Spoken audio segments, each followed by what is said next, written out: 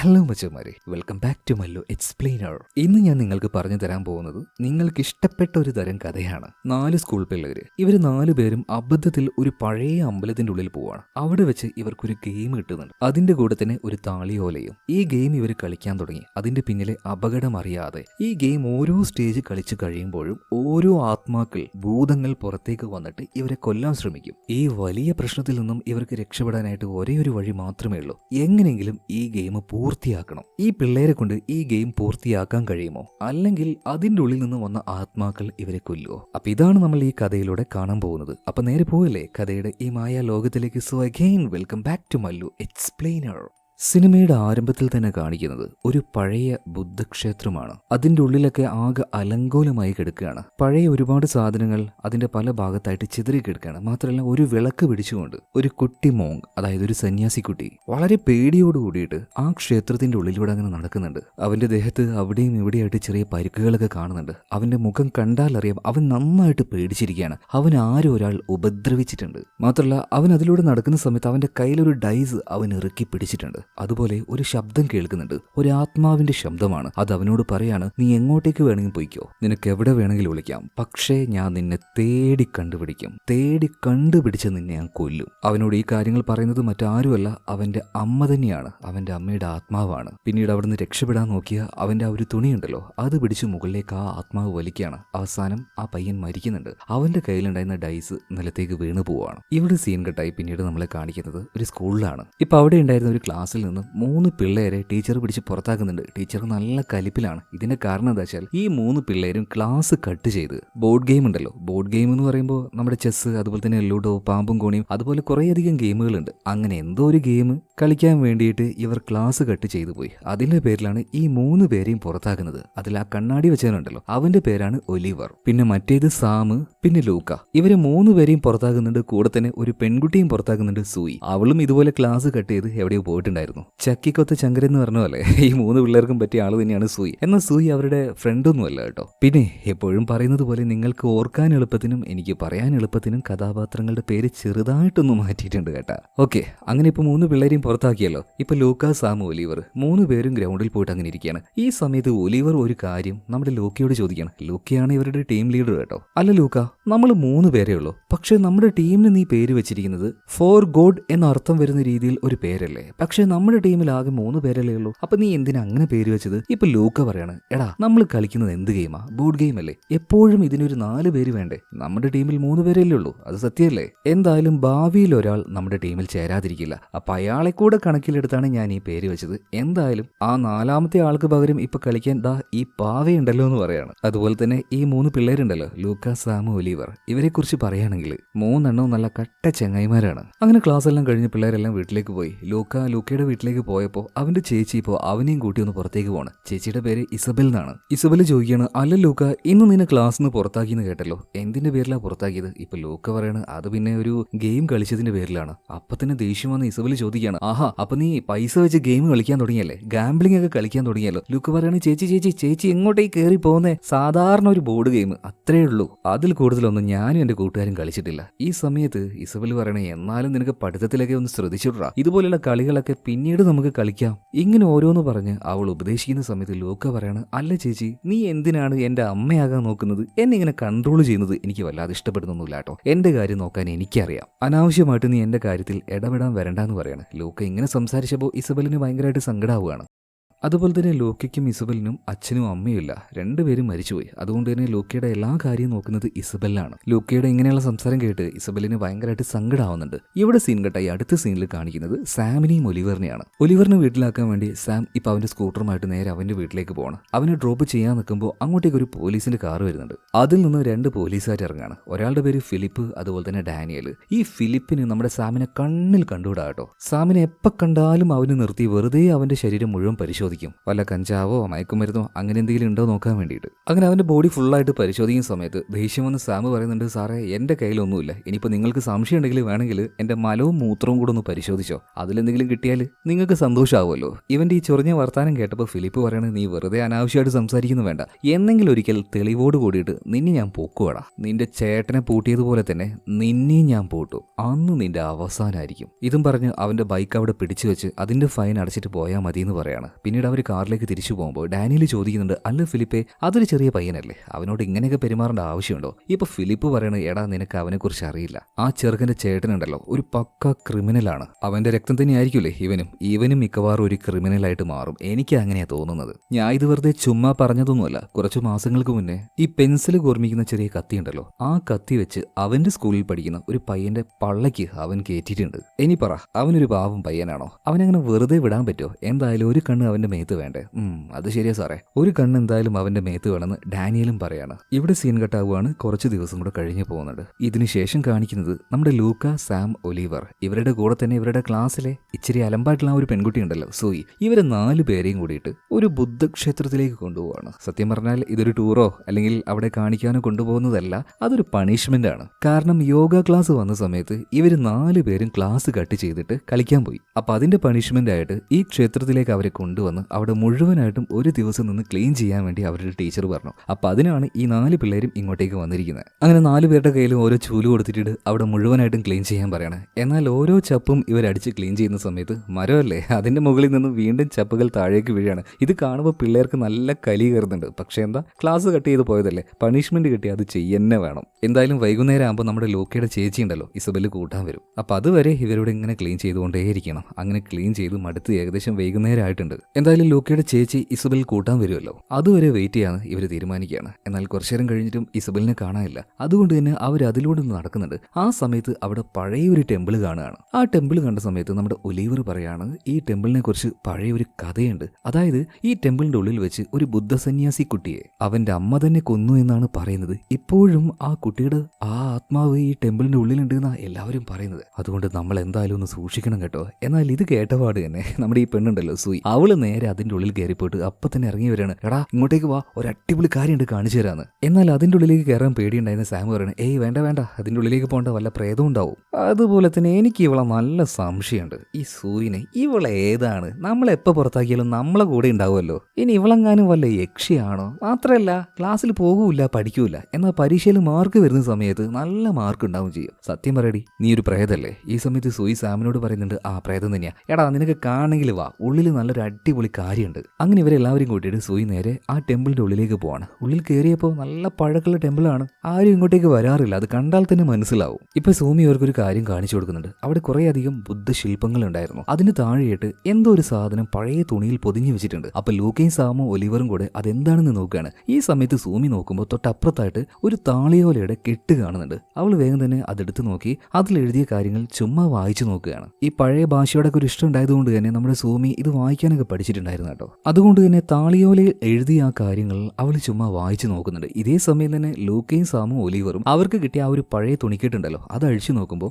അതിനുള്ളിൽ മരം കൊണ്ടുണ്ടാക്കിയ ചെറിയ എന്തോ ഒരു സാധനം. എന്തായാലും ഇവരിത് തുറന്ന പാട് തന്നെ അത് പെട്ടെന്ന് ഓപ്പണായി വന്ന് അതൊരു ബോർഡ് പോലെയായി മാറുകയാണ്. മാത്രമല്ല അതിനരികിലായിട്ട് ഒരു ഡൈസ് ഉണ്ട്. അപ്പൊ ഇത് കണ്ടപ്പോൾ തന്നെ ഇവർക്ക് മനസ്സിലായി ഇതൊരു ബോർഡ് ഗെയിമാണ്. ഇപ്പൊ ലൂക്ക ചുമ്മാ ഒരു ഡൈസ് ഉരുട്ടിയ സമയത്ത് ഈ ബോർഡ് അത് ഓട്ടോമാറ്റിക് ആയിട്ട് പ്ലേ ആവാൻ തുടങ്ങുകയാണ്. അതിന്റെ കരുക്കൾ തെന്നാലെ നീങ്ങുന്നുണ്ട്. ഇത് കണ്ട് ഇവർക്ക് ഭയങ്കരമായിട്ട് അത്ഭുതം തോന്നുകയാണ്. അതായത് ഇതൊരു പഴയ സാധനമല്ലേ, പഴയ കാലത്ത് ഇത്രയും അഡ്വാൻസ് ആയിട്ടുള്ള ഗെയിമുകളൊക്കെ ഉണ്ടായിരുന്നു. എന്തായാലും ആ ഒരു ഗെയിം ഇവർ 3 പേരും കളിക്കാൻ തുടങ്ങുകയാണ്. എന്നാൽ 4 പേരുണ്ടെങ്കിലേ ഇത് പൂർണ്ണമായിട്ടും കളിക്കാൻ പറ്റുള്ളൂ. അതുകൊണ്ട് 4ാമത്തെ ആളായിട്ട് നമ്മുടെ സൂയി ജോയിൻ ചെയ്യാണ്. ആ ഗെയിം കളിക്കുന്ന സമയത്ത് സൂയിക്ക് വല്ലാത്തൊരു താല്പര്യം ഉണ്ടായിരുന്നു കേട്ടോ. അവൾക്ക് മാത്രമല്ല ബാക്കിയുള്ള 3 പേർക്കും ഉണ്ടായിരുന്നു. അങ്ങനെ ആ ഒരു ഗെയിം കളിച്ച് ഒരു റൗണ്ട് ഫിനിഷ് ആയ സമയത്ത് ഈ ബോർഡ് ഉണ്ടല്ലോ അതിന്റെ നടുവിൽ നിന്നും ഒരു പേപ്പർ തനിയെ മുകളിലേക്ക് പൊന്തി വരികയാണ്. വേഗം തന്നെ ലൂക്ക അതെടുത്ത് വായിക്കാൻ നോക്കുന്നുണ്ട്. പഴയതോ ഭാഷയാണ്, എന്നാലും അവൻ തപ്പിപ്പിടിച്ച് വായിക്കുന്നുണ്ട്. അതായത് കാലില്ലാത്ത ഒരു ആത്മാവ് ആത്മാവ്, മനുഷ്യരെ വേട്ടയാടി പിടിക്കുന്ന ഒരു ആത്മാവ്, അതിപ്പോൾ വരും എന്ന് എഴുതിയിട്ടുണ്ട്. വായിച്ചു കഴിഞ്ഞ ഉടനെ തന്നെ ആ ചെറിയ കഷ്ണം പേപ്പർ കത്തിപ്പോവാണ്. ഇവരാകെ പേടിച്ചുപോയി. മാത്രമല്ല അല്പനേരം കൊണ്ട് തന്നെ അവിടെ ഉണ്ടായിരുന്ന ബുദ്ധശില്പങ്ങളുണ്ടല്ലോ, ഇതെല്ലാം പതിയെ റൊട്ടേറ്റ് ആവാൻ തുടങ്ങുകയാണ്. ഇതെല്ലാം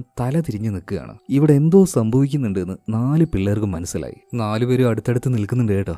എല്ലാവരും പേടിച്ച് വിറകാണ്. ഈ സമയത്താണ് ഒരു ശബ്ദം കേൾക്കുന്നത്, നിങ്ങൾ ഓരോരുത്തരെയും ഞാൻ വേട്ടയാടാൻ പോവാന്ന്. അങ്ങനെ ആ ശബ്ദം കേട്ട ഭാഗത്തേക്ക് ഇവർ നോക്കിയപ്പോൾ ഇരുട്ടിൽ നിന്നും എന്തോ ഒരു രൂപം ഇവർക്ക് നേരെ വരുന്നുണ്ട്. പേടിച്ചു പോയ നമ്മുടെ ഒലിവർ ഒരു കല്ലെടുത്ത് അതിന് നേരെ ഒറ്റയേറുകയാണ്. അപ്പം തന്നെ അത് അവിടെ നിന്ന് പോയി. അവനാകെ പേടിച്ചിട്ടുണ്ട്. ഇപ്പോൾ ഒലിവർ പറയാണ്, എന്താവശ്യത്തിനാടാ ഇങ്ങോട്ടേക്ക് വന്ന് കയറിയത്, ഞാൻ അപ്പോഴേ പറഞ്ഞതാ കയറണ്ടെന്ന്. എന്നാൽ പെട്ടെന്നാണ് ഇരുട്ടത്ത് നിന്ന് വീണ്ടും ആ ഒരു രൂപം വന്നിട്ട് ഒലിവറിനെ പിടിക്കുന്നത്. ഭീകരമായ ആ രൂപം കണ്ട് ഇവരെല്ലാവരും ആകെ പേടിച്ചു പോവാണ്. മാത്രമല്ല ആ രൂപത്തിന്റെ കയ്യിൽ പെട്ടുപോയ ഒലിവറിനെ അവർ രക്ഷപ്പെടുത്തുന്നുണ്ട്. അതിനെ ചവിട്ടി ഓടിക്കുകയാണ് അവര്. എന്തായാലും ഇനി ഇവിടെ നിന്ന് ശരിയാവില്ല. വേഗം തന്നെ 4 പിള്ളേരും ആ ഒരു അമ്പലത്തിന്റെ പുറത്തേക്ക് കടക്കുന്നുണ്ട്. ഇതിനുശേഷം ആ ആത്മാവ് പുറത്തേക്ക് വരാതിരിക്കാനായിട്ട് പുറത്തു നിന്നും ഇതിന്റെ വാതിലടക്കിയാണ്. പിന്നെ ഒന്നും നോക്കിയില്ല, 4 പേരും തിരിഞ്ഞു നോക്കാതെ ഓടുകയാണ്. ഇതേ സമയത്ത് തന്നെ ലൂക്കയെ കൂട്ടാനായിട്ട് ഇസബൽ വരുന്നുണ്ട്. എന്നാൽ പെട്ടെന്നാണ് ഇസബലിന്റെ മുന്നിലേക്ക് എന്തോ ഒന്ന് ചാടുന്നത്. വിചിത്രമായ എന്തോ ഒരു സാധനമാണ്. അവൾ അതിനെ പോയി ഇടിച്ചു. അത് തെറിച്ചുപോയി. ഇസബൽ ആകെ പേടിച്ചു നിൽക്കുകയാണ്. ഈ സമയത്താണ് ലൂക്കയും സാമും ഒലിവറും സൂയും വരുന്നത്. ഇപ്പൊ ലൂക്ക പറയാണ്, ചേച്ചി വേഗം നമുക്ക് പോകാം, ഇവിടെ നിൽക്കണ്ടെന്ന് പറയാണ്.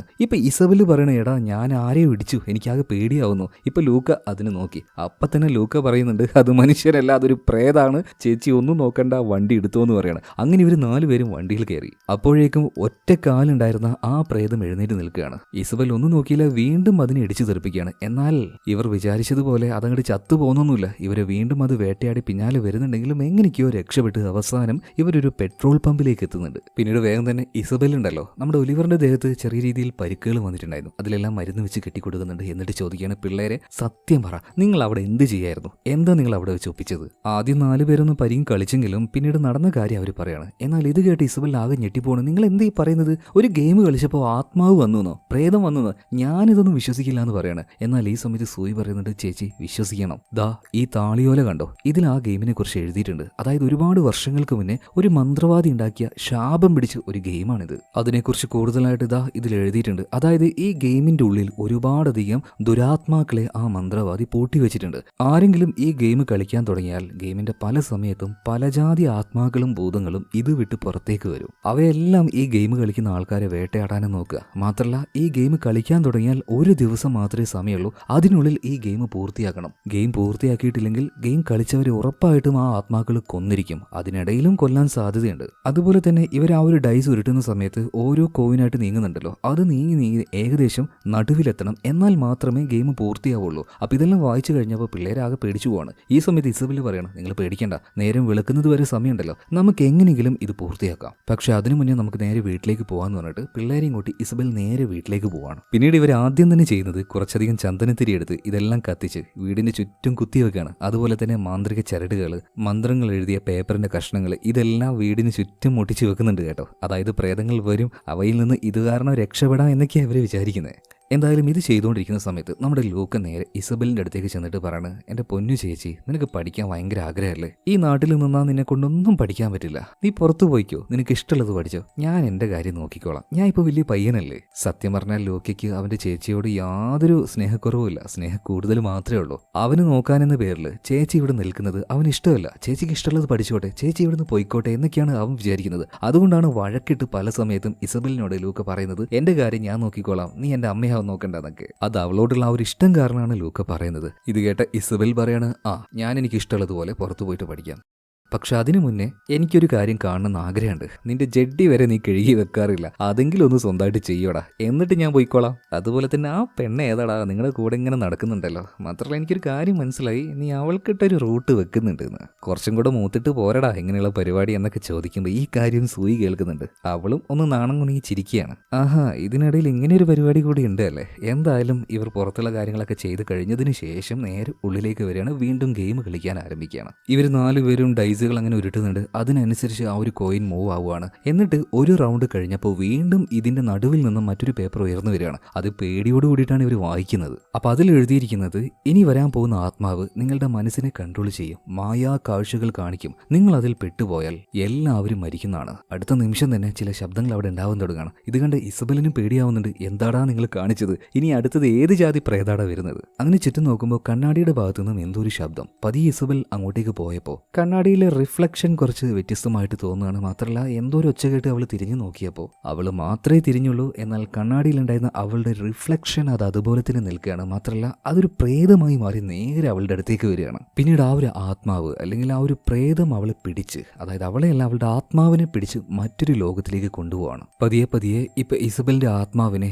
ആ ഒരു പ്രേതം പതിയെ എടുത്തുകൊണ്ടിരിക്കുകയാണ്. എന്നാൽ ശരിക്കുള്ള ലോകത്തിൽ നോക്കുമ്പോൾ, ലൂക്കിയും സാമൊക്കെ നോക്കുമ്പോൾ അവിടെ നിന്നുകൊണ്ട് ഇസബൽ വിറച്ചുകൊണ്ടിരിക്കുകയാണ്. എന്തായാലും ഇസബലിന്റെ ആത്മാവിനെ പൂർണ്ണമായിട്ടും ആ ഒരു പ്രേതം കൺട്രോൾ ചെയ്യാൻ തുടങ്ങി. പതിയെ ഇസബൽ തിരിയാണ്. എന്നിട്ട് ഇവരെ നോക്കി ഒരൊറ്റ കൂക്കലാണ്. ആ കൂക്കൽ കേട്ട് ഇവരെല്ലാവരും പേടിച്ചു പോകുന്നുണ്ട്. പിന്നീട് ഇസബൽ തല കറങ്ങി അവിടെ വീഴുന്നുണ്ട്. വേഗം തന്നെ ലൂക്ക അവന്റെ കയ്യിലുണ്ടായിരുന്ന ഒരു ഏലസ് എടുത്ത് ഇസബലിനെ കെട്ടിക്കൊടുക്കുകയാണ്. അപ്പൊ തന്നെ അവളുടെ ശരീരം നന്നായിട്ടൊന്ന് ചൂടായി. അവൾക്ക് എന്തൊക്കെയോ ചില മാറ്റങ്ങൾ വരുന്നുണ്ട്. എന്നാലും അവളുടെ ഉള്ളിലെ ആ ഒരു ആത്മാവ് പോയിട്ടില്ല. അത് വേഗം തന്നെ എഴുന്നേറ്റ് നമ്മുടെ സാമിനെ എന്തോ ഒന്ന് വെച്ച് കുത്തുന്നുണ്ട്. ആ കൂർത്ത സാധനം വെച്ച് കുത്തുമ്പോൾ നല്ല സുഖമുണ്ട് അല്ലേ? അനുഭവിച്ചോ എന്ന് പറയാണ് ഇപ്പൊ ഇസബലല്ല അവളുടെ ഉള്ളിലുള്ള ആത്മാവ്. മാത്രമല്ല ഈ ആത്മാവിന്റെ ഒരു പ്രത്യേകത എന്താണ്? മനുഷ്യ മനസ്സിനെ കൺട്രോൾ ചെയ്ത് കൂടുതലായിട്ട് അവരെ പേടിപ്പിച്ച് ഭയപ്പെടുത്തി മായാ കാഴ്ചകൾ കാണിച്ച് ട്രാപ്പിലാക്കും. അങ്ങനെ ഇവരെ 4 പേരെയും മായാ കാഴ്ചകൾ കാണിച്ച് മനസ്സിനെ പേടിപ്പിച്ച് ആ പ്രേതം ടോർച്ചർ ചെയ്തുകൊണ്ടിരിക്കുകയാണ്. പിള്ളേർ 4 പേര് 4 ഭാഗത്തേക്ക് ഓടുന്നുണ്ട്. വാതിൽ തുറക്കാൻ നോക്കുന്നുണ്ട്, തുറക്കുന്നില്ല. ജനല് പോലും തുറക്കാൻ കഴിയുന്നില്ല. എന്ത് ചെയ്യണമെന്നറിയില്ല. ഇതിനിടയിൽ ഒലിവർ വാതിലിന്റെ അടുത്ത് നിൽക്കുമ്പോൾ പെട്ടെന്ന് ആ വാതിൽ തുറക്കുകയാണ്. വേഗം തന്നെ അവൻ പുറത്തേക്ക് കടക്കാൻ നോക്കുമ്പോൾ ഒലിവറിന്റെ ദേഹത്ത് വന്ന് ആ വാതിൽ വീണ്ടും അടിക്കുകയാണ്. അവൻ തെറിച്ചു പോയി വീഴുന്നുണ്ട്. നിലത്ത് വീണ ഒലിവർ മുകളിലേക്ക് നോക്കിയപ്പോൾ ഒരു എട്ടുകാലിയെ പോലെ ആ റൂഫിന്റെ മുകളിൽ ഇസബൽ അള്ളിപ്പിടിച്ചങ്ങനെ നിൽക്കുകയാണ്. ഒറ്റ ചാട്ടത്തിന് അവന്റെ നേരെ വന്ന് നിൽക്കുന്നുണ്ട്. അവനിപ്പോ ഉപദ്രവിക്കും എന്ന് വിചാരിച്ചു നിൽക്കുമ്പോൾ ഇസബൽ അവിടെ വീണ്ടും എഴുന്നേറ്റ് നിൽക്കുകയാണ്. എന്നിട്ട് എല്ലാവരെയും നോക്കിയിട്ട് പറയാണ്, നിങ്ങൾ ആരും പേടിക്കേണ്ട കേട്ടോ, ഈ ദിവസം കഴിയുന്നതിന് മുന്നേ നിങ്ങൾ എല്ലാവരെയും ഞാൻ കൊന്നു തിന്നോളാം. ഇതും പറഞ്ഞ് അവൾ വീണ്ടും ആ ആയുധം കയ്യിലേക്ക് എടുക്കുകയാണ്. പെട്ടെന്ന് തന്നെ ലൂക്ക പറയുന്നുണ്ട്, ദയവ് ചെയ്തിട്ട് നീ ഏത് ആത്മാവാണെങ്കിൽ ശരി എന്റെ ചേച്ചി ഒന്ന് വെറുതെ വിടണം. ഈ ഭൂമിയിൽ എനിക്ക് അവളല്ലാതെ മറ്റാരും ഇല്ലാന്ന് പറയാണ്. എന്നാൽ ഇത് കേട്ട സമയത്ത് നമ്മുടെ ഇസബലിന്റെ ആ ഒരു ശരിക്കുള്ള ആത്മാവുണ്ടല്ലോ, അത് കുറച്ചൊക്കെ ആ ആത്മാവിനെ പുറന്തള്ളാൻ നോക്കുകയാണ്. അവളായിട്ട് നിൽക്കാൻ നോക്കുകയാണ്. അതേ നേരമൊന്നും ഇസബലിനെ കൊണ്ട് അതിന് പറ്റുന്നില്ല. അങ്ങനെ സ്വബോധം തിരിച്ചു കിട്ടിയ ഇസബല് പറയാണ്, ലൂക്ക എങ്ങനെയെങ്കിലും നിന്റെ കൂട്ടുകാരെ കൂട്ടി ഇവിടുന്ന് രക്ഷപ്പെട്ട് ഓടിക്കുമെന്ന് പറയാണ്. എന്നാൽ വീണ്ടും ഇസബലിനെ ആ ആത്മാവ് കൺട്രോൾ ചെയ്ത് ഇരുട്ടിലേക്ക് അവളെ വലിച്ചെടുക്കുകയാണ്. അല്പനേരം കഴിഞ്ഞപ്പോൾ ഇരുട്ടിൽ നിന്ന് വീണ്ടും ഇസബൽ വരുന്നുണ്ട്. എന്നാൽ ഇപ്പോൾ പൂർണ്ണമായിട്ടും അവളെ കൺട്രോൾ ചെയ്യുന്നത് ആ ആത്മാവ് തന്നെയാണ്. ഇപ്പൊ ഇസബൽ നേരെ നമ്മുടെ ലൂക്കയുടെ അടുത്തേക്ക് വരികയാണ്. ഈ സമയത്ത് സാം ഒന്നും നോക്കിയില്ല. അവിടെ ഉണ്ടായിരുന്ന ഒരു ബെഞ്ചെടുത്ത് ഇസബലിനിട്ട് ഒരൊറ്റ അടി അടിക്കുകയാണ്. ആ അടിയിൽ അവൾ വീണുപോയി. ഇപ്പൊ അവൾക്ക് ബോധമില്ല. പിള്ളേര് 4 പേരും ചേർന്ന് അവൾ ആ സമയത്ത് തന്നെ കെട്ടിയിടുകയാണ്. പിന്നെ ഒരു കാര്യം ഇവർക്ക് മനസ്സിലായി, ഇനിയും ഇതുപോലെയുള്ള കുറേ സാധനങ്ങൾ വരും. അപ്പൊ അത് വരുമ്പോൾ അതിനെ തടുക്കാനായിട്ട് നമ്മുടെ കയ്യിൽ ആയുധം വേണം. അതുകൊണ്ട് തന്നെ ഓരോരുത്തരും ഓരോ ആയുധങ്ങൾ എടുക്കുകയാണ്. നമ്മുടെ ഒലിവർ പോയിട്ട് വലിയൊരു അരിവാൾ എടുക്കുന്നുണ്ട്. അതുപോലെ തന്നെ സൂമി ഒരു കോടാലി. ലൂക്ക എടുക്കുന്നത് ഈ മരമെല്ലാം മുറിക്കാൻ ഉപയോഗിക്കുന്ന മെഷീൻ ഉണ്ടല്ലോ, അതാണ്. എന്നാൽ സാം എടുത്തത് അവന്റെ ചേട്ടന്റെ ഗണ്ണായിരുന്നു. അങ്ങനെ ആയുധങ്ങളൊക്കെ റെഡിയാക്കി ഇവർ നേരെ വീടിന്റെ പുറത്തേക്കാണ് വരുന്നത്. എന്നിട്ട് കാറിന്റെ ബോണറ്റിൽ വെച്ചാണ് ഇവർ ഗെയിം കളിക്കുന്നത്. അതായത് അടുത്ത റൗണ്ട് കളിക്കാൻ നിൽക്കുകയാണ്. ആ റൗണ്ട് കഴിഞ്ഞാൽ ഉടനെ മറ്റേതെങ്കിലും ഒരു പ്രേതോ ആത്മാവോ വരും. നമുക്ക് എന്തായാലും അതിനെ നേരിടണം. അപ്പൊ അടുത്ത റൗണ്ട് കളിക്കുമ്പോൾ 1 മണിക്കൂർ ഗ്യാപ്പ് ഉണ്ട്. ആ 1 മണിക്കൂർ ഗ്യാപ്പിൽ നമ്മൾ ആ ഒരു പ്രേതത്തെ നേരിടണം. അങ്ങനെ ഇവർ ആ ഒരു ഗെയിം കളിക്കുകയാണ്. ഒരു റൗണ്ട് കഴിഞ്ഞു. ഇപ്പൊ ആ ഒരു ബോർഡിന്റെ നടുവിൽ നിന്നും പുതിയൊരു പേപ്പർ കഷ്ണം പുറത്തേക്ക് വന്നിട്ടുണ്ട്. അത് ഇവർ വായിച്ചു നോക്കുകയാണ്. വായിച്ചു കഴിഞ്ഞ് ഉടനെ തന്നെ മേലേക്ക് നോക്കിയപ്പോൾ എല്ലാവരും പേടിച്ചു പോവാണ്. ആകാശത്തിന്റെ നിറം മാറി ചുവന്ന കട്ടച്ചോര നിറമായി മാറിയിട്ടുണ്ട്. ഇതുകൊണ്ട് പിള്ളേർക്ക് തോന്നിയത് നരകത്തിലേക്കുള്ള ഏതോ വാതിൽ തുറക്കപ്പെട്ടു എന്നൊക്കെയാണ്. കാരണം അത്രയും ഭീകരമായ ഒരു കാഴ്ചയായിരുന്നു അത്. ഇനി വരാൻ പോകുന്ന ആത്മാവ് അത് ആകാശത്തിൽ നിന്നാണെന്ന് ഇവർക്ക് മനസ്സിലായി. എന്നാൽ പെട്ടെന്നാണ് ഇവരെ ഞെട്ടിച്ചുകൊണ്ട് മറ്റൊരു കാര്യം നടക്കുന്നത്. ആകാശത്തിൽ നിന്നല്ല ഇത്തവണ പ്രേതം വന്നിരിക്കുന്നത്. അതൊരു മരത്തിന്റെ രൂപത്തിലാണ്. അതിന്റെ വേരിന്റെ രൂപത്തിലാണ് വന്നത്. നീണ്ടു വന്ന ജീവനുള്ള ആ ഒരു വേരുകൾ ആദ്യം ഇപ്പം നമ്മുടെ സോമിയെ പിടിക്കുകയാണ്. അവളുടെ കാലിൽ ചുറ്റി അവളെ വലിച്ചു കൊണ്ടുപോകാൻ നോക്കുമ്പോൾ ലൂക്ക പോയിട്ട് അവളെ രക്ഷപ്പെടുത്താൻ നോക്കുകയാണ്. പക്ഷേ അവനെ കൊണ്ട് നടക്കുന്നില്ല. അപ്പോഴേക്കും അവളെ വലിച്ചെടുത്ത് കൊണ്ടുപോവാണ്. ഇവർ നേരെ ആ ഒരു മരത്തിന്റെ അടുത്തേക്ക് ചെല്ലുകയാണ്. അതിന്റെ ഒരുപാടധികം വേരുകൾ ജീവനോടെ നിന്ന് ഇവരെല്ലാം ആക്രമിക്കാൻ നോക്കുകയാണ്. എന്നാൽ ഇവരുടെ കയ്യിൽ വെപ്പൺസ് ഉണ്ടല്ലോ, അതുപയോഗിച്ച് ഈ വേരുകൾ ആക്രമിക്കുകയാണ്. എന്നാൽ അവരുടെ കയ്യിലെ വെപ്പൺസ് കൊണ്ടൊന്നും അതിനൊന്നും ചെയ്യാൻ കഴിയുന്നില്ല. അവസാനം അത് നമ്മുടെ ലോക്കയും സാമിനെയും തൂക്കിയെടുക്കുന്നുണ്ട്. ഇത് കണ്ട ഒലിവർ ആകെ പേടിച്ചുപോയി. ഇനി ഇവിടെ നിന്ന് എന്നെയും തൂക്കിയെടുക്കുന്ന മനസ്സിലായ അവൻ അവിടുന്ന് തിരിഞ്ഞോടുകയാണ്. ബാക്കിയുള്ള 3 പേരും ഒലിവറിനെ ഉറക്കനെ വിളിക്കുന്നുണ്ട്, എടാ കള്ളപ്പന്നി ഓടല്ലടാ, രക്ഷപ്പെടുത്തിയിട്ട് പോടാ എന്നൊക്കെ പറയുന്നുണ്ടെങ്കിലും ഒലിവർ തിരിഞ്ഞു നോക്കാതെ ഓടുകയാണ്. ഇതിനുശേഷം സാമിനെ താഴേക്ക് നിർത്തി ആ വേരവനെ കൊല്ലാൻ നോക്കുമ്പോൾ ഒലിവർ അതാ തിരിച്ചു വരുന്നു. അവൻ പേടിച്ച് ഓടിയതൊന്നുമല്ല, പുതിയൊരു ആയുധം എടുക്കാൻ പോയതാണ്. അതായത് ഈ പ്രാണികൾക്ക് വിഷടിക്കുന്ന ചെറിയ പമ്പിട്ടല്ലോ, അതിലവൻ പെട്രോൾ നിറച്ച് കൊണ്ടുവന്ന് അത് വെച്ചിപ്പോൾ ഈ വേരിനിട്ട് അടിക്കുകയാണ്. നന്നായിട്ട് തീ പുറത്തേക്ക് പോകുന്നുണ്ട്. വേരിൽ തീ അടിച്ചപ്പോൾ അതിന് നന്നായിട്ട് വേദനിച്ചു. അതുകൊണ്ട് ലൂക്കയും സാമിനെയും സൂയിയും അത് താഴേക്ക് ഇടുകയാണ്. ഇതിനുശേഷം പിള്ളേർ കയ്യിലുണ്ടായിരുന്ന ആയുധങ്ങൾ വെച്ച് വീണ്ടും അതിനെ അറ്റാക്ക് ചെയ്യാൻ തുടങ്ങുകയാണ്. നമ്മുടെ സാം ഉണ്ടല്ലോ, കയ്യിലൊരു ഗണ്ണുണ്ടായല്ലോ, അത് വെച്ച് അതിനെ ഷൂട്ട് ചെയ്യാൻ നോക്കുമ്പോൾ ആ വേര് വന്നിട്ട് അവന്റെ കയ്യിൽ ആ ഒരു ഗണ്ണ് തട്ടിപ്പറിച്ചു കൊണ്ടുപോവാണ്. എന്നാൽ ഇതിനുശേഷം ഇവർ നോക്കുമ്പോൾ ഈ വേരുകൾ മുഴുവനായിട്ട് പിൻവലിയാണ്. വേരുകളൊന്നും ഇപ്പൊ കാണാനില്ല. എന്നാൽ അതിനുശേഷം ആ വേരെല്ലാം ഒരുമിച്ച് ചേർന്ന് ഒരു ഭൂതമായിട്ട് മാറിയിട്ട് ഇവരുടെ നേരെ വരികയാണ്. എന്റെ ദേഹത്ത് തീ വെക്കാൻ മാത്രം നിങ്ങൾക്ക് ധൈര്യമോ? ഇപ്പൊ ഞാൻ കാണിച്ചു തരടാ, എല്ലാത്തിനും ഞാൻ കൊന്ന് കൊലവിളിക്കുന്നു പറയുമ്പോൾ ഒലിവർ പറയാണ്, ചാകാൻ പോകുന്നത് ഞങ്ങളല്ലടാ നീയാന്ന് പറഞ്ഞിട്ട് അവന്റെ കയ്യിലുണ്ടായിരുന്ന ആ സ്പ്രേ ചെയ്യുന്നുണ്ട്. പക്ഷെ തീ വെക്കാൻ മറന്നുപോയി. അതിന്റെ ദേഹത്ത് പെട്രോൾ ആയെങ്കിലും തീയില്ലാതെ പെട്രോൾ ആയിട്ട് വല്ല കാര്യമുണ്ടോ? അടിപൊളി മൂഞ്ചിന്ന് ഇവർക്ക് മനസ്സിലായി.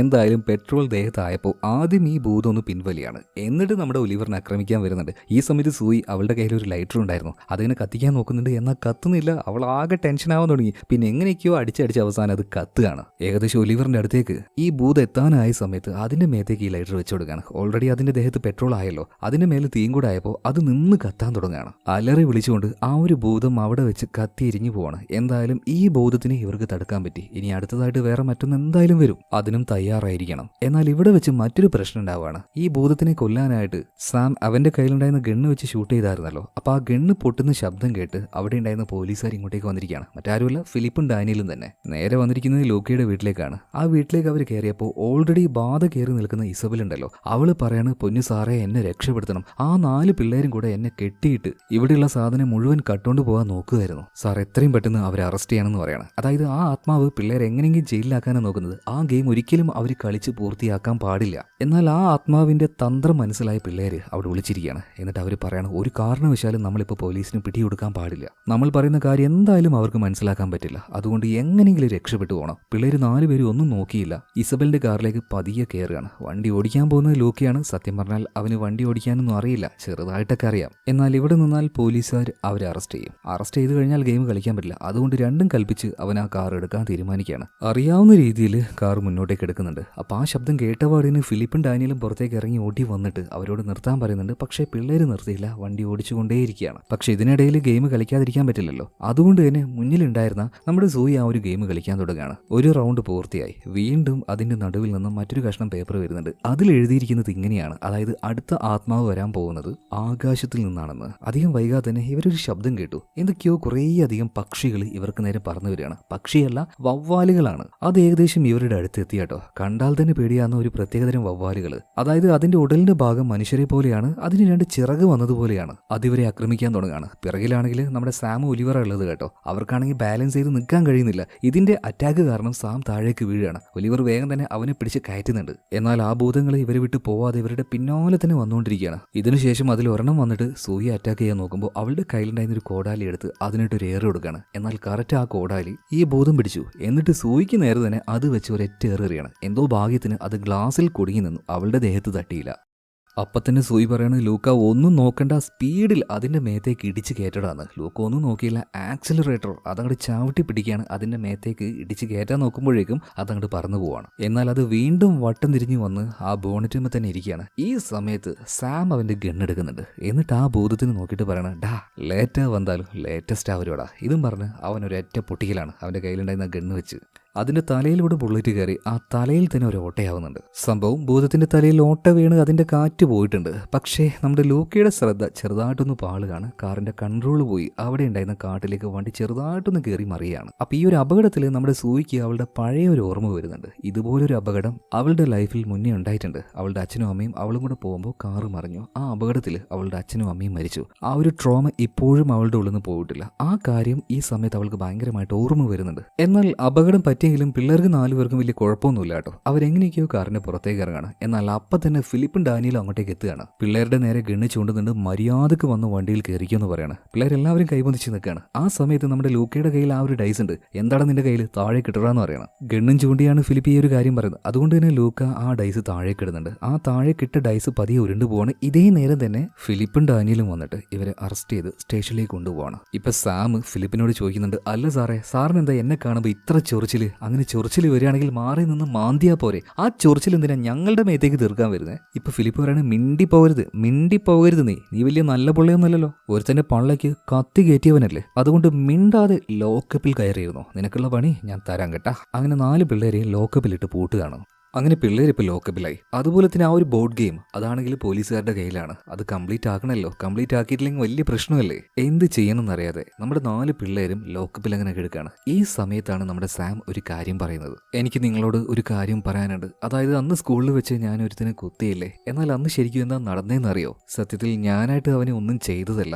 എപ്പോഴും ആ ഒരു പയ്യൻ വന്നിട്ട് എന്നെ ഇങ്ങനെ ശല്യപ്പെടുത്തിക്കൊണ്ടേയിരിക്കും. എന്റെ ചേട്ടൻ ജയിലിലായില്ലേ, ആ സമയത്ത് അതിന്റെ പേരിൽ അവൻ എന്നെ വല്ലാതെ ബുള്ളി ചെയ്ത് ഓരോ അനാവശ്യങ്ങൾ വിളിച്ചു പറയും. ഞാൻ കുറെ കാലം അതങ്ങനെ ക്ഷമിച്ച് നിന്നു. ഒരു ദിവസം ചുമ്മാ അവനോട് ഞാൻ തിരിച്ചു ചോദിച്ചതാ. അതിനിടയിൽ ചെറിയൊരു വഴക്കുണ്ടായി. ആ നേരം ഞാൻ പെൻസിൽ ഷാർപ്പ് ചെയ്തുകൊണ്ടിരുന്ന എന്റെ ആ കത്തി ഉണ്ടല്ലോ, അതറിയാതെ അവന്റെ ദേഹത്ത് തട്ടിപ്പോയി. അതാണ് ശരിക്കും ഉണ്ടായത്, അല്ലാതെ ഞാൻ മനഃപൂർവ്വം അവനെ കുത്തിയതൊന്നുമല്ല. ആ സംഭവത്തിന്റെ പേരിലാണ് ഈ പോലീസുകാരൻ ഫിലിപ്പ് എന്നെ ഇങ്ങനെ ടോർച്ചർ ചെയ്യുന്നത്. സാം ഇപ്പോൾ അവന്റെ കാര്യം പറഞ്ഞു കഴിഞ്ഞപ്പോൾ സൂയി പറയാണ്, എനിക്കൊരു കാര്യം പറയാണ്ട്. അതായത് ആ ടെമ്പിളിൽ നമ്മൾ ആദ്യം കയറിയപ്പോൾ നിങ്ങൾക്ക് ആ ഒരു ബോർഡ് ഗെയിം കിട്ടിയില്ലേ, അപ്പൊ തന്നെ എനിക്ക് ആ താളിയോലകളും കിട്ടിയായിരുന്നു. അതിൽ കാര്യങ്ങളെല്ലാം വിശദമായിട്ട് എഴുതി വെച്ചിട്ടുണ്ടായിരുന്നു. എന്നാൽ ഞാൻ അതൊന്നും വിശ്വസിച്ചില്ല. മാത്രമല്ല അതിലൊരു കാര്യം എഴുതിയിട്ടുണ്ടായിരുന്നു, മരിച്ചുപോയ നിങ്ങൾക്ക് പ്രിയപ്പെട്ട ആരെങ്കിലും ഉണ്ടെങ്കിൽ അവരെ വേണമെങ്കിൽ ഈ ഗെയിം കളിച്ച് കാണാൻ പറ്റും. അതുപോലെ തന്നെ അതിന്റെ അപകടവും അതിൽ എഴുതിയിട്ടുണ്ട്. എന്നാൽ ഈ കാര്യം ഞാൻ നിങ്ങളോട് തുറന്നു പറഞ്ഞില്ല. ഇനി അഥവാ ഈ ഗെയിം കളിച്ചിട്ട് എന്റെ അച്ഛനും അമ്മയും എനിക്ക് നേരിട്ട് കാണാൻ കഴിഞ്ഞാലോ എന്നൊരാഗ്രഹം എന്റെ ഉള്ളിലുണ്ടായിരുന്നു. അതുകൊണ്ട് എനിക്ക് തെറ്റുപറ്റിപ്പോയി, നിങ്ങൾ എന്നോട് ക്ഷമിക്കണം എന്നൊക്കെ സൂമി പറയുമ്പോൾ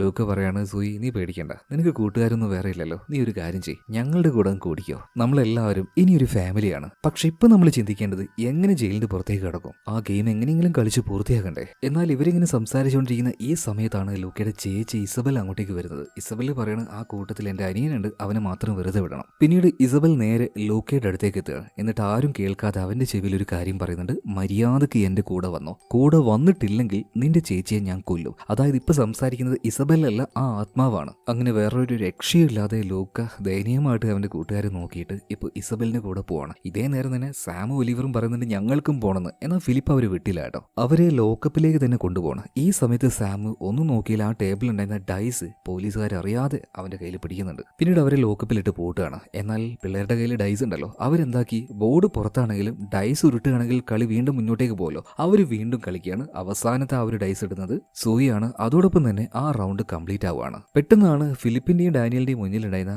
ആ ബോർഡ് ഉണ്ടല്ലോ, അതിന്റെ സെന്ററിൽ നിന്നും ഒരു കഷ്ണം പേപ്പർ പുറത്തേക്ക് വരുന്നത്. ഇത് കണ്ടിട്ട് ഫിലിപ്പിനും ഡാനിയലിനും ഇതെന്താന്ന് മനസ്സിലാവുന്നില്ല. അത് വായിച്ചു നോക്കുമ്പോൾ അത് പഴയ ഭാഷയല്ലേ, ഇവർക്കിട്ട് വായിക്കാനും കഴിയുന്നില്ല. എന്നാൽ ആ സമയത്താണ് ഫോണിലേക്ക് ഒരു കോള് വരുന്നത്. ഫിലിപ്പ് വേഗം ഫോൺ എടുക്കുകയാണ്. ആ സമയത്ത് അതിൽ സംസാരിക്കുന്നത് ഒരാളായിരുന്നില്ല, ഒരു മനുഷ്യനായിരുന്നില്ല, പകരം ഒരു ആത്മാവായിരുന്നു. എന്നിട്ട് പതിവരോട് പറയാണ്, നിങ്ങളുടെ പണിഷ്മെന്റിന്റെ സമയമായിരിക്കുകയാണ്.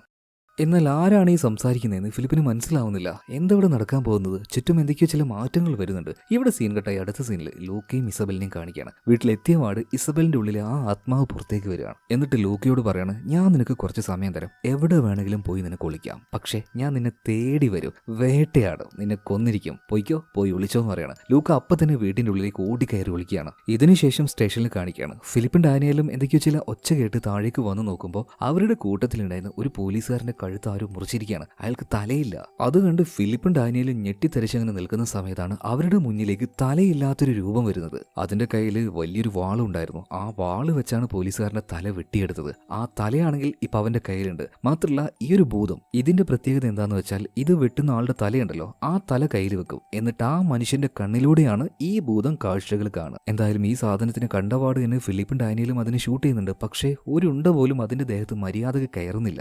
ഓരോ സ്റ്റേജ് കഴിയും തോറും കൂടുതൽ ശക്തിയുള്ള ആത്മാക്കൾ അല്ലെങ്കിൽ പ്രേതങ്ങളാണ് പുറത്തേക്ക് വന്നുകൊണ്ടിരിക്കുന്നത്. എന്നാൽ ഈ പ്രേതം എവിടുന്ന് വരുന്നു, എന്ത് കാരണമാണ് വരുന്നത്, ഇതൊന്നും ഫിലിപ്പിനും ഡാനിയലിനും അറിയില്ലല്ലോ. എന്നാൽ താഴെ നടക്കുന്ന ഈ ശബ്ദവും കാര്യങ്ങളൊക്കെ മുകളിലുണ്ടായിരുന്ന സാമും ഒലിവറും സൂയും കേൾക്കുന്നുണ്ട്. അവർക്ക് കാര്യം ഏകദേശം പിടികെട്ടി അടുത്ത ഭൂതം വന്നിട്ടുണ്ടെന്ന്. ഇവിടെ സീൻ കട്ടായി വീണ്ടും ലോക്കയെ കാണിക്കുകയാണ്. ആ ആത്മാവിനെ പേടിച്ച് അവനിപ്പോൾ മുകളിലെ റൂമിൽ പോയി ഒളിക്കുകയാണ്. ചെറിയൊരു ഗ്യാപ്പ് ഉണ്ടായിരുന്നു, അതിലൂടെ അവൻ താഴേക്ക് നോക്കിയപ്പോൾ പെട്ടെന്നൊരു കത്തി അതിലൂടെ വന്ന് കയറുകയാണ്. ഭാഗ്യത്തിന് അവന് തല വലിക്കാൻ തോന്നി, അല്ലെങ്കിൽ അവന്റെ തലയിലൂടെ ആ ഒരു കത്തി കയറുമായിരുന്നു. പേടിച്ചെങ്കിലും ഒച്ചയുണ്ടാക്കാതെ അവൻ അവിടെ തന്നെ ഇരിക്കുകയാണ്. ഇതേ സമയത്ത് തന്നെ ബാധ കയറിയ ഇസബെല്ല കൗണ്ട് ചെയ്തിങ്ങനെ നടക്കുകയാണ്. ലൂക്ക, നീ എവിടെയാണ്? ഞാൻ നിന്നെ ഇപ്പൊ കണ്ടുപിടിക്കും കേട്ടോ. 1 2 3 ഇങ്ങനെ എണ്ണിക്കൊണ്ട് അവൾ എന്താ ചെയ്യുന്നതെന്ന് അറിയോ? ചിലന്തിയെ പോലെ ആ ചുമരിലൂടെ അങ്ങനെ പറ്റി പിടിച്ച് പോവുകയാണ്. ഇവിടെ സീൻ കട്ടായി അടുത്ത സീനിൽ സ്റ്റേഷനിൽ കാണിക്കുകയാണ്. ഇപ്പൊ ഡാനിയൽ ഓടി വന്നിട്ട് ലോക്കപ്പിന്റെ വാതിൽ പിള്ളേർക്ക് തുറന്നു കൊടുക്കുകയാണ്. നിങ്ങൾ എങ്ങനെയെങ്കിലും രക്ഷപ്പെട്ടോ പിള്ളേരെ എന്ന് പറയണം. എന്നാൽ അതേ സമയം തന്നെ തലയില്ലാത്ത ആ ഒരു ഭൂതം വന്ന് പാവൻ ഡാനിയലിന്റെ കഴുത്ത് വരെ അറുത്തെടുക്കുകയാണ്. ഇതേ നേരം തന്നെ അങ്ങോട്ടേക്ക് ഫിലിപ്പും വരികയാണ്. ഫിലിപ്പ് പറയണ പിള്ളേരെ രക്ഷപ്പെട്ടോ,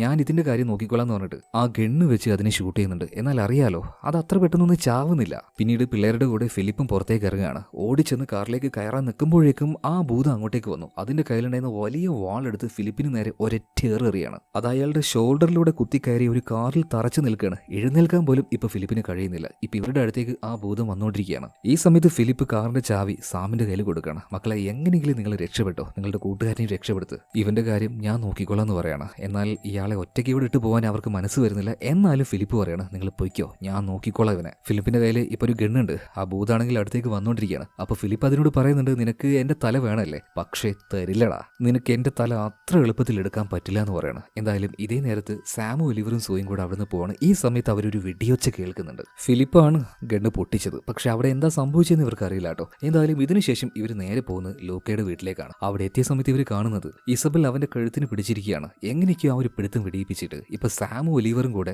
ഇസബലിനെ ശക്തമായി പിടിച്ചു വെച്ചിരിക്കുകയാണ് ലൂക്കയുടെ അടുത്തേക്ക് പോവാതിരിക്കാനായിട്ട്. എന്നാൽ ലൂക്കയ്ക്കാണെങ്കിൽ ഒരു ബോധവുമില്ല. സൂയി വന്നിട്ട് അവനെ വിളിച്ച് എഴുന്നേൽപ്പിക്കാൻ നോക്കുന്നുണ്ടെങ്കിലും അവൻ കണ്ണുകളെ അടച്ചങ്ങനെ നിൽക്കുകയാണ്. അതായത് അവന്റെ ആത്മാവിനെ ഇപ്പൊ ഈ ഒരു പ്രേതം പൊസസ് ചെയ്തുകൊണ്ടിരിക്കുകയാണ്. ആ ലോകത്തിലേക്ക് അവനെ കൊണ്ടുപോയിട്ടുണ്ട്. അതായത് ഇപ്പൊ ലൂക്ക കാണുന്നത് അവന്റെ കൂട്ടുകാരുടെ കൂടെ അവനങ്ങനെ കളിച്ചുകൊണ്ടിരിക്കുകയാണ്. എന്നാൽ പലതവണ സൂയി അവന്റെ ദേഹത്ത് ഇങ്ങനെ തട്ടി തട്ടി വിളിച്ചത് കൊണ്ട് തന്നെ ലൂക്കിക്ക് അവന്റെ സുബോധം കിട്ടുന്നുണ്ട്. അതുപോലെ തന്നെ ഇസബലിനെ സാമും ഒലിവറും കൂടെ ഇറക്കി പിടിച്ചു നിൽക്കുകയാണല്ലോ. എന്നാൽ അവളുടെ ശക്തിയുടെ മുന്നിൽ ഇവർക്ക് പിടിച്ചു നിൽക്കാൻ പറ്റുന്നില്ല. രണ്ടുപേരും കുടഞ്ഞ് ഒരൊറ്റ ഏറ് കൊടുക്കുകയാണ്. എന്നിട്ട് ഇസബൽ ഒരു അലർച്ചയുണ്ട്. എല്ലാവരും ഇത് കണ്ട് പേടിക്കുകയാണ്. മാത്രമല്ല ഇവരുടെ കയ്യിലുണ്ടായിരുന്ന ആ ഒരു ഡൈസും വീണ് പോവാണ്. എന്നാൽ എങ്ങനെയൊക്കെയോ സൂയി പോയിട്ട് ആ ഒരു ഡൈസ് എടുക്കുന്നുണ്ട് കേട്ടോ. കാരണം അതുണ്ടെങ്കിൽ മാത്രമേ ഈ ഒരു ഗെയിം പൂർത്തിയാക്കാൻ കഴിയുള്ളൂ. ഈ സമയത്താണ് സൂയിയെ വന്നിട്ട് ഇസബൽ പിടിക്കുന്നത്. അവളുടെ ആത്മാവിനെ പിന്നീട് കൺട്രോൾ ചെയ്യാൻ നോക്കുകയാണ്. പെട്ടെന്ന് തന്നെ സൂയിയുടെ ആത്മാവ് അവളുടെ ഉള്ളിൽ നിന്നും പോയി. ഇപ്പൊ കണ്ണ് തുറന്നപ്പോ ഒരു വലിയ വാഴത്തോട്ടത്തിലാണ്. നിമിഷ നേരം കൊണ്ട് എങ്ങനെയാണ് ഇവിടെ എത്തിയെന്ന് സൂയിക്ക് മനസ്സിലാവുന്നില്ല. എന്തായാലും അവൾ പതിയെ മുന്നോട്ടേക്ക് പോയപ്പോൾ ഒരു കാര്യം കൊണ്ട് സൂയി ഞെട്ടിപ്പോവാണ്. മരിച്ചുപോയ അവളുടെ അച്ഛനും അമ്മയും അവിടെ നിൽക്കുന്നുണ്ട്. ഇപ്പൊ അവർ രണ്ടുപേരും സൂയിയുടെ നേരെ കൈ നീട്ടിയിട്ട് പറയണ, മോളെ വാ, ഞങ്ങളാണ്. അത് കണ്ടപാട് തന്നെ സൂയി ഓടിപ്പോയിട്ട് അവളുടെ അച്ഛനും അമ്മയും കെട്ടിപ്പിടിക്കുകയാണ്. എന്നിട്ട് അവൾ പറയുന്നുണ്ട്, അച്ഛ അമ്മ, നിങ്ങളെ രണ്ടുപേരെയും ഞാൻ എത്രത്തോളം മിസ് ചെയ്തതെന്ന് അറിയോ, നിങ്ങളില്ലാതെ എനിക്ക് പറ്റുന്നില്ല അമ്മ. അപ്പൊ അവളുടെ അമ്മ പറയുന്നുണ്ട്, മോൾ എന്തിനാ ഇവിടെ നിൽക്കുന്നേ, ഞങ്ങളുടെ കൂടെ വന്നോ, നമുക്ക് ഒരുമിച്ച് പോകാം, നിനക്ക് ഇഷ്ടപ്പെട്ടതുപോലെ നമുക്ക് ഒരുമിച്ച് ജീവിക്കാന്ന് പറയണം. എന്നാൽ പെട്ടെന്ന് സൂയിക്ക് എന്തോ സംശയം തോന്നുകയാണ്. അവൾ പെട്ടെന്ന് പിന്നിലേക്ക് വരുന്നുണ്ട്. ഇത് റിയൽ വേൾഡ് അല്ല, അവൾ പൊസസ് ചെയ്യപ്പെട്ടു എന്ന് അവൾക്ക് മനസ്സിലായി. മാത്രമല്ല അവൾ കയ്യിലുണ്ടായിരുന്ന കത്തി എടുക്കുകയാണ്. എന്നിട്ട് പറയാണ്, നിങ്ങൾ എൻ്റെ അച്ഛനും അമ്മയല്ല. അതിന്റെ മേത്തേക്ക് അവൾ ആ കത്തി വെച്ച് കുത്തിയപ്പോൾ ശരിക്കും ആ പ്രേതത്തിന്റെ റിയൽ രൂപത്തിലേക്ക് അത് വരുന്നുണ്ട്. ഈ ഒരു ലോകത്ത് വെച്ച് അതിന്റെ ചതി മനസ്സിലാക്കി അതിനെ നേരിട്ടത് കൊണ്ട് തന്നെ സൂയിക്ക് ആ ലോകത്തിൽ നിന്ന് പുറത്തേക്ക് കടക്കാൻ പറ്റി. മാത്രമല്ല അവളിപ്പോൾ ശരിക്കുള്ള ലോകത്തിൽ കണ്ണ് തുറക്കുകയാണ്. ഇനി അധിക നേരമില്ല, 4 പേരും കൂടി ആ ഒരു ഗെയിം പൂർത്തിയാക്കിയേ മതിയാവുള്ളൂ. അങ്ങനെ അടുത്ത റൗണ്ട് ഇവർ കളിക്കാൻ ആരംഭിക്കുകയാണ്. ഓരോരുത്തരും ഡൈസ് ഉരുട്ടുന്നുണ്ട്. ഇനിയിപ്പോൾ അവസാനം നമ്മുടെ ലോക്കിയാണ് ആ ഡൈസ് ഉരുട്ടേണ്ടത്. എന്നാൽ പെട്ടെന്ന് തന്നെ ഇസബൽ അങ്ങോട്ടേക്ക് വരുന്നുണ്ട്. എന്നിട്ട് ലോക്കിയെ നോക്കിയിട്ട് പറയണം, നീ എങ്ങാനും ആ ഒരു ഡൈസ് ഉരുട്ടിയാൽ അടുത്ത നിമിഷം തന്നെ നിന്റെ ചേച്ചിയെ ഞാൻ കൊന്നുകളയും, അത് ഉറപ്പാ. ഇതും പറഞ്ഞ് ഇസബൽ ഒരു കത്തി കയ്യിലെടുക്കുന്നുണ്ട്. അതായത് ഇസബലിനെ കൺട്രോൾ ചെയ്യുന്ന ആ ഒരു ആത്മാവ്. ഇപ്പൊ പതിയെ ലൂക്ക ഇസബലിന്റെ അടുത്തേക്ക് വന്നിട്ട് പറയാണ്, എന്റെ ചേച്ചി പോയി കഴിഞ്ഞാൽ ഈ ലോകത്ത് എനിക്ക് വേറെ ആരുമില്ല. ഈ കളി എനിക്ക് മുന്നോട്ടേക്ക് കൊണ്ടുപോകാൻ കഴിയില്ല. നീ പറഞ്ഞതുപോലെ തന്നെ ഞാൻ ചെയ്യാം, പക്ഷെ എന്റെ ചേച്ചിയെ വെറുതെ വിടണമെന്ന് ലൂക്ക പറയുന്നുണ്ട്. ഇതേ നേരം തന്നെ സാമും ഒലിവറും സൂയി ആകെ ഞെട്ടിപ്പോയി. കാരണം ഈ ഗെയിം കളിച്ചിട്ടില്ലെങ്കിൽ ഇവരെല്ലാവരും മരിക്കും, അത് ഉറപ്പാണ്. എന്നാൽ പെട്ടെന്നാണ് ലൂക്ക് ഒരു കാര്യം ചെയ്യുന്നത്. ഇസബലിന്റെ കയ്യിലുണ്ടായിരുന്ന ആ ഒരു കത്തി പിടിച്ചിട്ട് പറയാണ്, ഞാൻ ഈ ഗെയിം കളിക്കുകയും ചെയ്യും, എന്റെ ചേച്ചിക്ക് ഒന്നും പറ്റൂല എന്ന് പറഞ്ഞിട്ട് പെട്ടെന്ന് തന്നെ ആ ഡൈസ് അവൻ താഴേക്കിടുകയാണ്. അത് ഉരുണ്ടുപോയി. അതിലെ നമ്പർ വന്നു. പെട്ടെന്ന് തന്നെ ഓട്ടോമാറ്റിക് ആയിട്ട് ആ ബോർഡിൽ ഗെയിം പ്ലേ ചെയ്യാൻ ആരംഭിക്കുകയാണ്. കറക്റ്റായിട്ട് സെന്ററിൽ പോയി നിൽക്കുകയാണ്. ആ ഗെയിം ഫിനിഷായി. അതോടുകൂടിയിട്ട് ആ പെട്ടി അല്ലെങ്കിൽ ആ ബോർഡ് അത് പഴയ രൂപത്തിലേക്ക് മാറുകയാണ്. ആ ഗെയിം ഇപ്പോൾ ഫിനിഷ് ആയിരിക്കുകയാണ്. ഇതോടുകൂടിയിട്ട് ഇസബലിന്റെ ഉള്ളിലുണ്ടായിരുന്ന ആ ആത്മാവിന് അതിന്റെ ശക്തി നഷ്ടപ്പെടുകയാണ്. അതിന് തിരിച്ചു പോയേ മതിയാവുള്ളൂ. ഇനി ഈ പിള്ളേരെ ഒന്നും ചെയ്യാൻ കഴിയില്ല. മാത്രമല്ല അതിന്റെ ലോകത്തേക്ക് അതിന് തിരിച്ചു പോയേ മതിയാവുള്ളൂ. അലറി വിളിച്ചുകൊണ്ട് തന്നെ ആ ആത്മാവ് അതിന്റെ ലോകത്തിലേക്ക് പോവാണ്. അപ്പൊ തന്നെ ഇസബൽ ബോധമില്ലാതെ അവിടെ വീഴുന്നുണ്ട്. എന്തായാലും ഗെയിം പൂർത്തിയായല്ലോ. 4 പേർക്കും 5 പേർക്കും അവരുടെ ജീവൻ തിരിച്ചു കിട്ടി. പിറ്റേ ദിവസം രാവിലെ തന്നെ ആ ടെമ്പിളിലേക്ക് പോയിട്ട് പഴയ സാധനങ്ങൾ കത്തിക്കുന്ന ഒരു ഫർണസ് അവിടെ ഉണ്ടായിരുന്നു. അതിന്റെ ഉള്ളിലേക്ക് ഇവർ ഈ ഒരു ബോർഡ് ഗെയിം ഉണ്ടല്ലോ അതും അതിന്റെ കൂടെ തന്നെ ആ താളിയോല ഇടുകയാണ്. ഇതിനി ആർക്കും കിട്ടാൻ പാടില്ല, ആരും ഇത് കളിക്കാനും പാടില്ല, നശിച്ചു പോട്ടെ എന്ന് പറഞ്ഞിട്ടാണ് ഇവർ ആ ഒരു ഫർണസിലേക്ക് അത് ഇടുന്നത്. എന്തായാലും പ്രശ്നങ്ങളൊക്കെ കാര്യങ്ങളൊക്കെ തീർന്നു. പിന്നീട് അവിടുന്ന് തിരിച്ചു പോകുന്ന സമയത്ത് ലൂക്ക ഒരു കാര്യം പറയുന്നുണ്ട്, സോയി ഇത്രയും നാൾ നമ്മുടെ ടീമിൽ ഉണ്ടായിരുന്നില്ലല്ലോ, ഇനി മുതൽ അവളും നമ്മുടെ കൂടെ ഉണ്ടാവും കേട്ടോ. ഇത് കേട്ട സമയത്ത് ഒലിവർ പറയണ്, ആഹാ അപ്പൊ നമ്മളിപ്പോ 3 അല്ല 4 പേരാണല്ലേ, നമ്മുടെ ടീമിൽ 4 പേരായി. ഇത് കേട്ട ഇസബെൽ പറയണ്, ആഹാ നിങ്ങൾ 4 പേരോ, 4 അല്ല നമ്മൾ 5 പേരാണ്, ഞാനും ഉണ്ട് നിങ്ങളുടെ ടീമിൽ, നിങ്ങളുടെ ടീം പൊളിയാടാ. എന്നാൽ ഇത് കേട്ട ലൂക്ക പറയണ്, അങ്ങനെയൊന്നും വേണ്ട, ഞങ്ങൾ 4 പേര് തന്നെ മതി, നീ മര്യാദക്ക് വിട്ടോ, എവിടെയാന്ന് വെച്ചാൽ പോയി പഠിച്ചോ. എന്റെ കാര്യം പറഞ്ഞ് ഇനി ഇവിടെ കിടന്ന് ചുറ്റി തിരിയണ്ട കേട്ടോ, എന്റെ കാര്യമല്ല ഞങ്ങളുടെ കാര്യം ഞങ്ങൾ തന്നെ നോക്കിക്കോളാം. ശരി സാറേന്ന് ഇപ്പൊ ഇസബെല്ലും പറയണം. പിന്നീട് ഓരോ തമാശകളൊക്കെ പറഞ്ഞുകൊണ്ട് അവരിവിടുന്ന് തിരിച്ചു പോകണം. എന്നാൽ ഇതിനു ശേഷം മറ്റൊരു കാര്യം നമ്മളെ കാണിക്കുന്നുണ്ട്. ഇവർ കത്തിച്ച് കളയാൻ വേണ്ടിയിട്ട് ആ ഫർണസിന്റെ ഉള്ളിലേക്ക് ഇട്ട ആ ഗെയിം ബോർഡ് ഉണ്ടല്ലോ, അതും ആ താളിയോലയും അതിന്റെ ഒരു കഷ്ണം അല്ലെങ്കിൽ ഒരു നാര് പോലും കത്തുന്നില്ല, അതൊരിക്കലും നശിക്കാനും പോകുന്നില്ല. ഇത് കാണിച്ചുകൊണ്ടാണ് സിനിമ ഇവിടെ തീരുന്നത്. എങ്ങനെ, ഈ സിനിമ നിങ്ങൾക്ക് ഇഷ്ടമായോ? ഇഷ്ടമായാൽ കമന്റ് ബോക്സിൽ പറയുക. അടുത്ത വീഡിയോയിൽ നമുക്ക് വീണ്ടും കാണാം. അതുവരേക്കും ഓക്കെ, ബൈ.